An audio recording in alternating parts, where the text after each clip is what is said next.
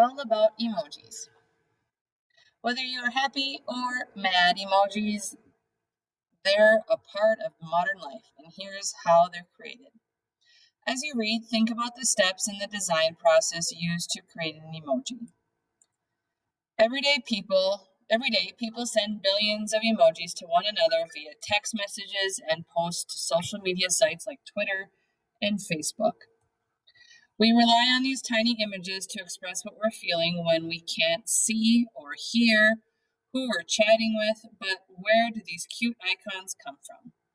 Next time you send a heart or a thumbs up, there's a group of computer scientists you should thank.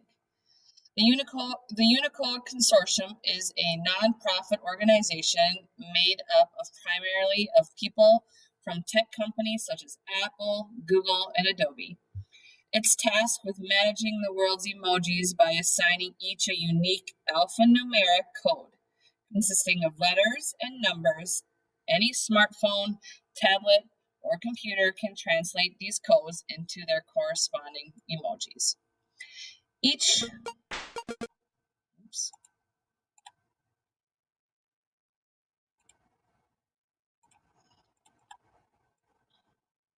Each year, consortium members meet to review more than 100 proposals for new emojis. About 50 get chosen. The group uses several factors to decide which ones get approved. Emojis must be easily recognizable, likely to be used by many people, and useful for communication. No company logos or depictions of real people are allowed.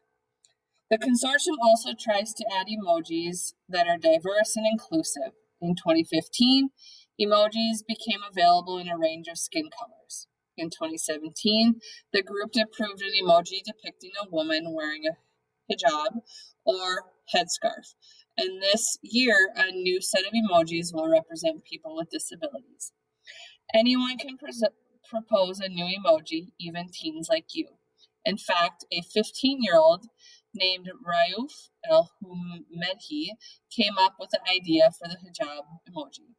She sent the idea to Unicode, noting that 550 million Muslim women like her wear a headscarf every day. A member of the committee worked with Rayouf to hone her proposal, including coming up with an emoji design. Because of her, an underserved community is now represented digitally around the world. It turns out a little picture can say a lot.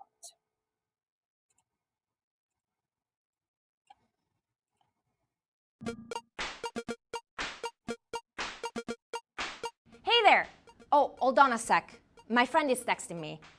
Oh no, her phone is dead and she needs to borrow a charger. Let me text her back real quick. No problem, see you later. It's amazing that we didn't have to text a single word to understand what each other was saying.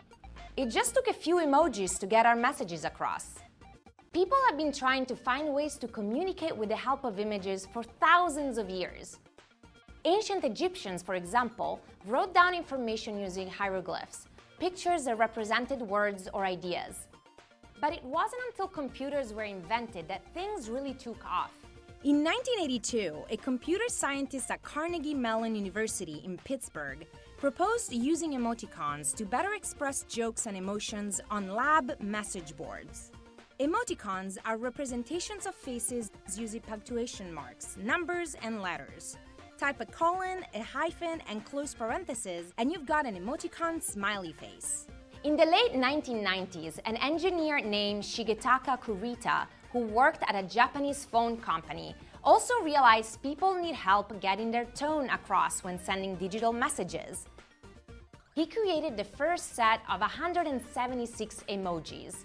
Fast forward to today, and there are now more than 3,000 emojis available on digital devices. They're used by more than 90% of people with internet access all over the world. Emojis have essentially become a new language made entirely of symbols. New emojis are created every year. 230 were officially added in 2019 alone. Many of these new emojis emphasize accessibility, diversity, and gender inclusivity. What kinds of emojis would you like to see in the future?